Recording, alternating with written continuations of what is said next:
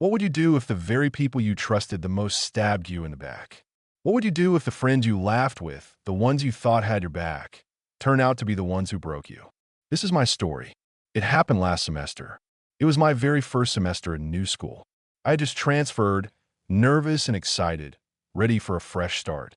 Making friends wasn't easy at first, but after a month or two, I found my group.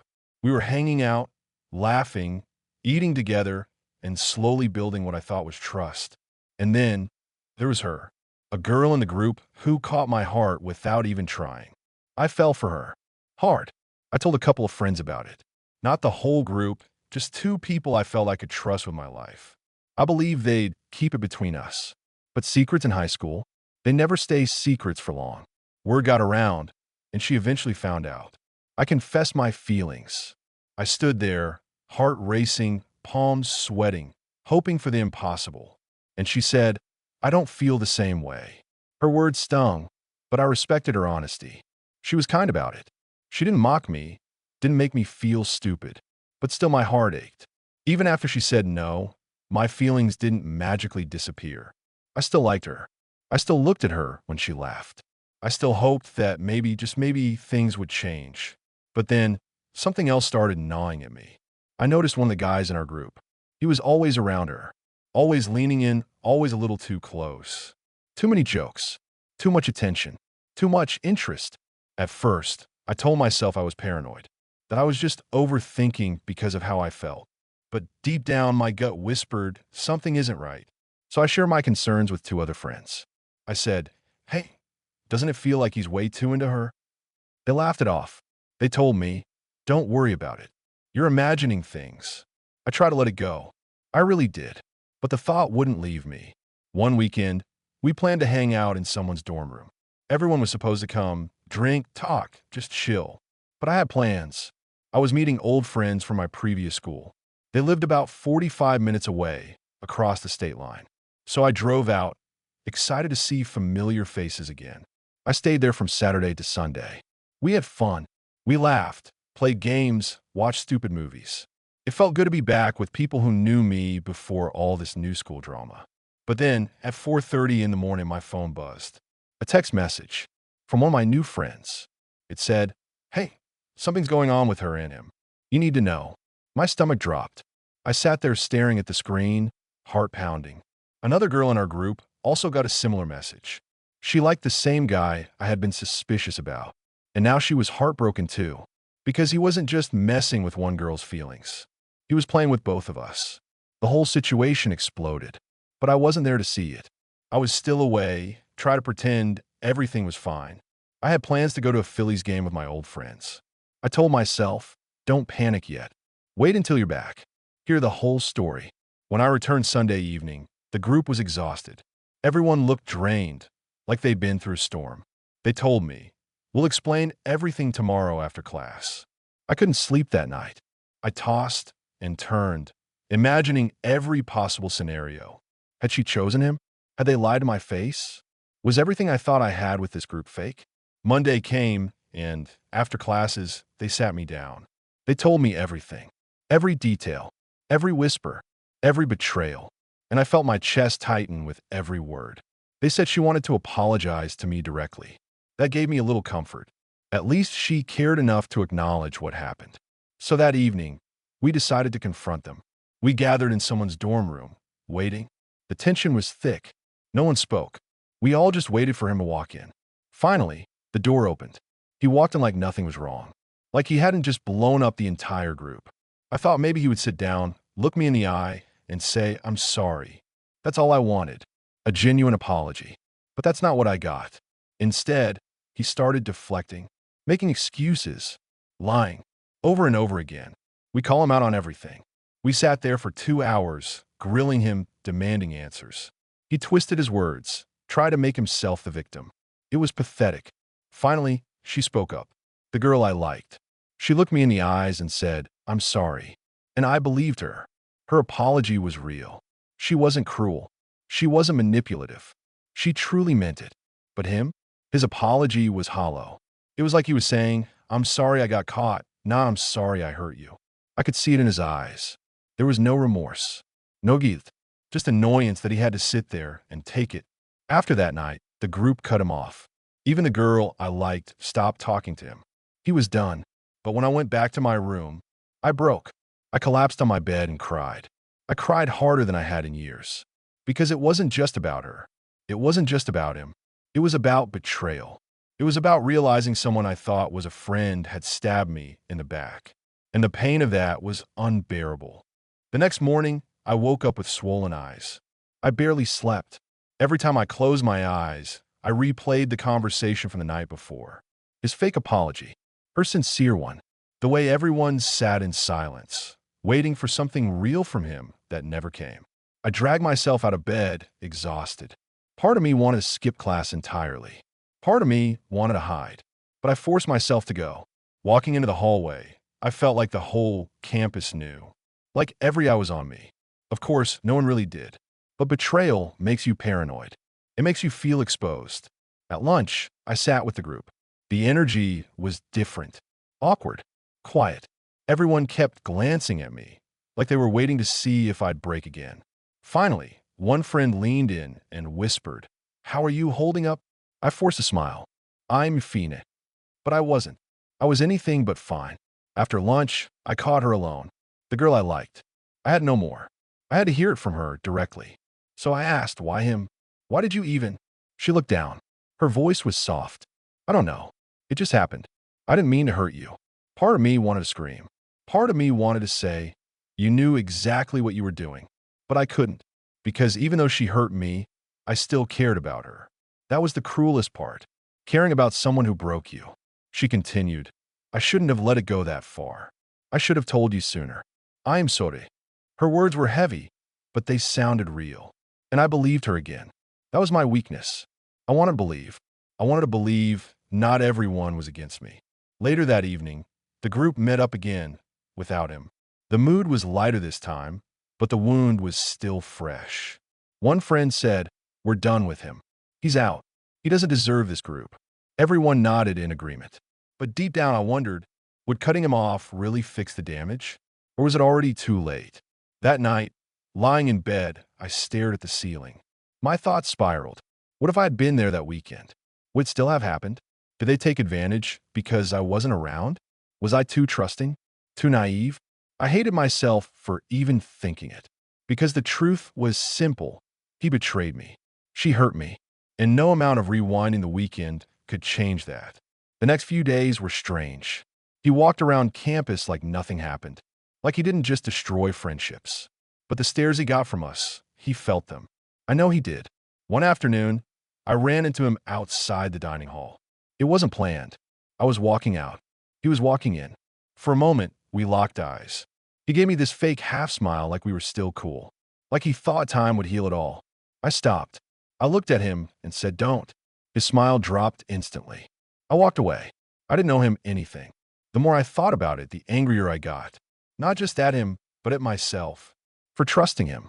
For ignoring my gut when it told me he was too close to her. For believing that he was my friend. And then, something inside me shifted. I wasn't just sad anymore. I was angry.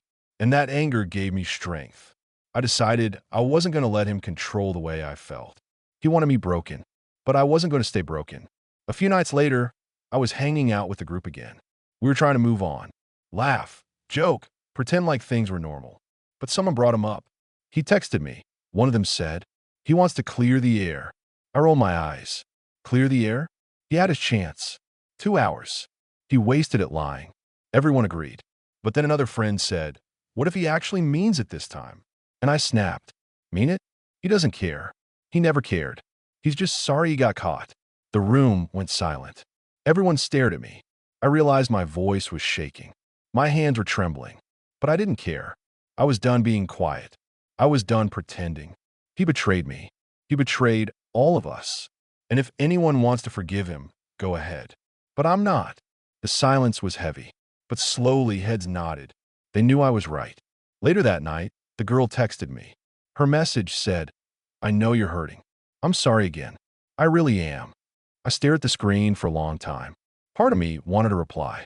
Part of me wanted to let her comfort me. But another part of me whispered, she's part of the reason you're hurting. I didn't reply. Not that night. I needed space. I needed to figure out how to breathe again. The next day, he tried to talk to me in person. He walked up while I was sitting outside, pretending to read. Hey man, he started. I didn't look up.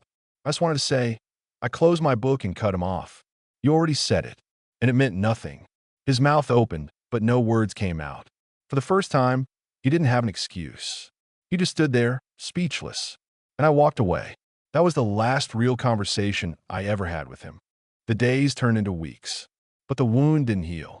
Every time I walked across campus, I half expected to see him with her. Every time I laughed with the group, there was an empty chair that reminded me of what we'd lost. It wasn't just his betrayal. It was the ripple effect. Because when trust breaks once, it breaks everywhere. People started whispering less, but the silence was heavier. The group tried to act normal, but I saw the cracks. I felt them. Late one night, one friend pulled me aside. Are you okay? Really? I wanted to say yes. I wanted to shrug it off, but I couldn't. So I whispered, no, I'm not. He nodded slowly, like he'd been expecting that answer. Then he said something that hit me hard. Sometimes, the people who hurt us teach us who we are. I thought about that all night. Was that true? Was I supposed to thank my betrayer for teaching me pain? Or was I just supposed to survive it? The next week, she texted me again. The girl I liked. Can we talk? I hesitated. My heart screamed yes. My brain screamed no. But in the end, curiosity won. We met in the campus courtyard. It was chilly, and the air smelled like rain. She looked nervous. Her eyes darted around before settling on me. I need you to know, she began, that I never meant to make you feel betrayed. I clenched my jaw. Then why did you? Her voice cracked. I don't know. I was confused. I didn't think it would matter this much. That stung more than I expected. Matter this much? To me, it mattered everything. I looked at her and said, you broke something in me. Tears welled up in her eyes. I am sorry. I really am. I liked the attention, but I didn't think about how it would hurt you. I want to scream. I wanted to yell, you knew it would hurt. But instead, I just whispered, I can't trust you anymore. She cried softly, but I didn't comfort her. Not this time, because for once, it wasn't about her pain. It was about mine. After that talk, something changed in me. I stopped waiting for apologies to heal me. I stopped expecting closure from anyone but myself. The group noticed the change too. I laughed a little less. I spoke a little quieter. But when I spoke, my words were sharp.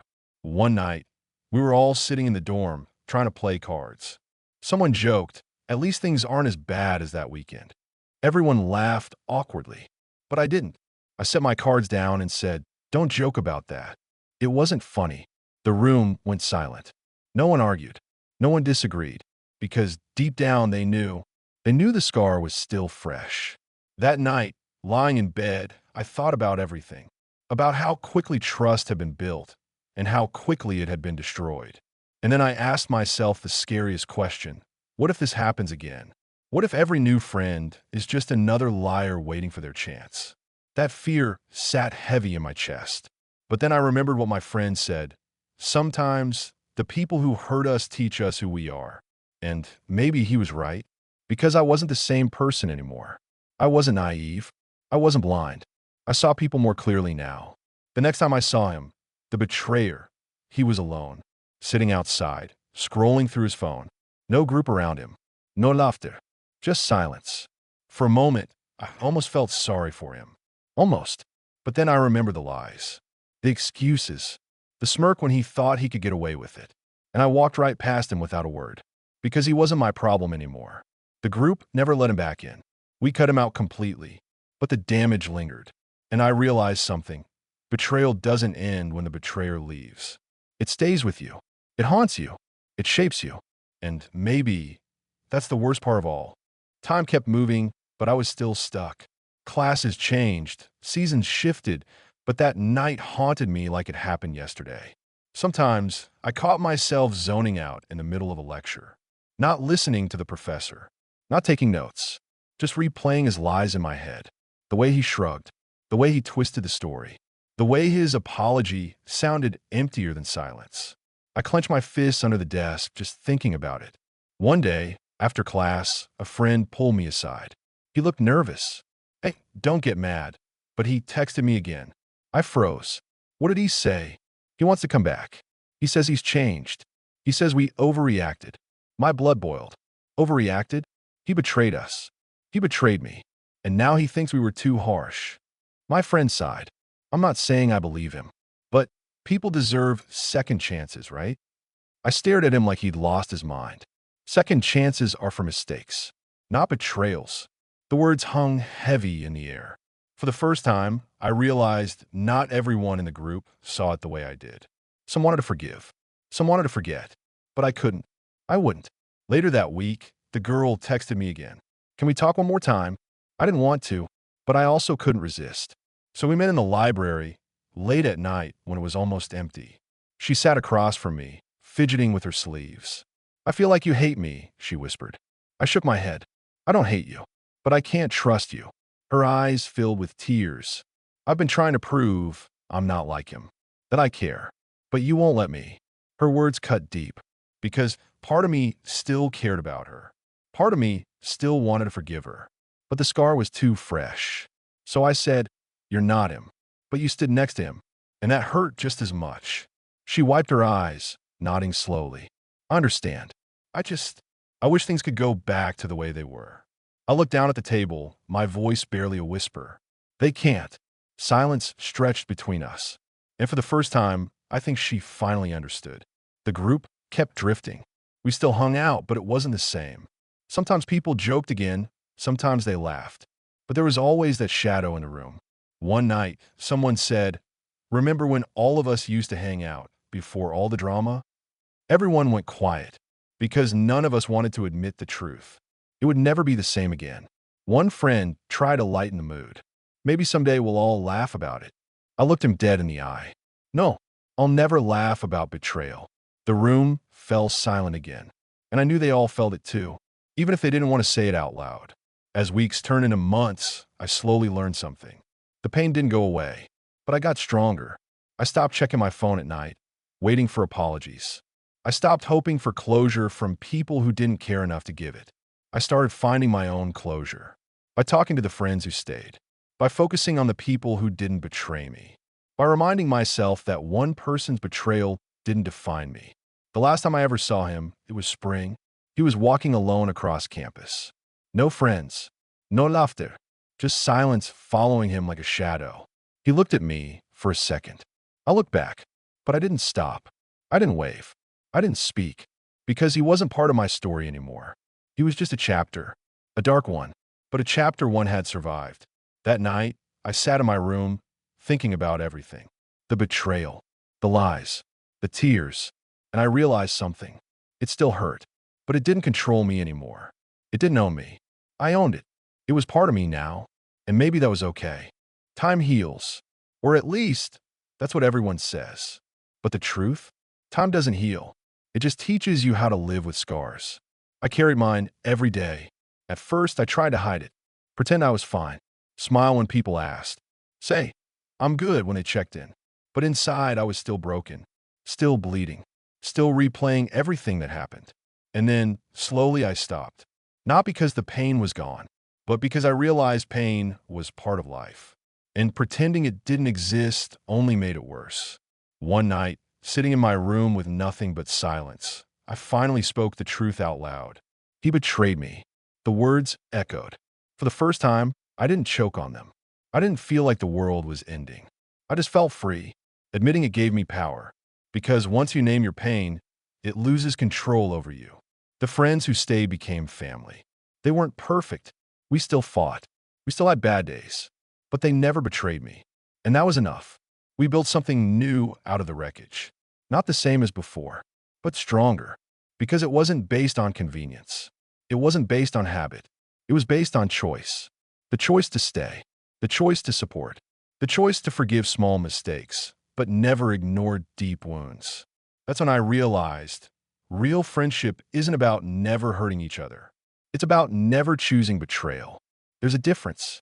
And once you see it, you can't unsee it. Months later, I ran into the girl one final time.